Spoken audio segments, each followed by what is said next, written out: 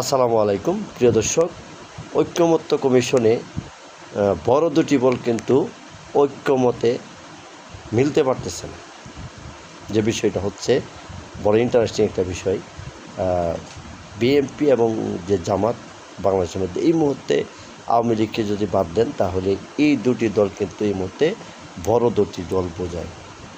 মূল কারণ হচ্ছে এফপিআর যে সংশোধনী, সেই সংশোধনীতে স্পষ্টভাবে একটা বিষয় কিন্তু পরিবর্তন করা হয়েছে যে জোটগতভাবে যদি নির্বাচন করা হয়, সেই নির্বাচনে বড় জোট দলের সাথে যেমন জোট করবেন, বিএনপির সাথে যদি এলডিপি জোট করে তাহলে ধানের শীষ মার্কা নিয়ে কিন্তু নির্বাচন করতে পারবে না এলডিপির প্রার্থী।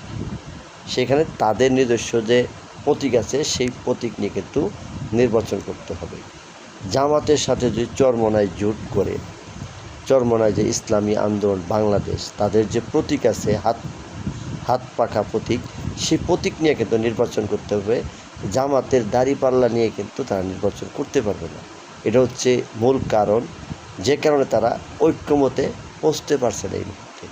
আসলে ঐক্যমত্য কমিশন বলতে যা বোঝাচ্ছে, এখন দেখা যাক জামাত একদিকে যাচ্ছে, বিএনপি উপর দিকে যাচ্ছে। এ হচ্ছে বিষয়, শেষ পর্যন্ত কী হয় বলা যায়।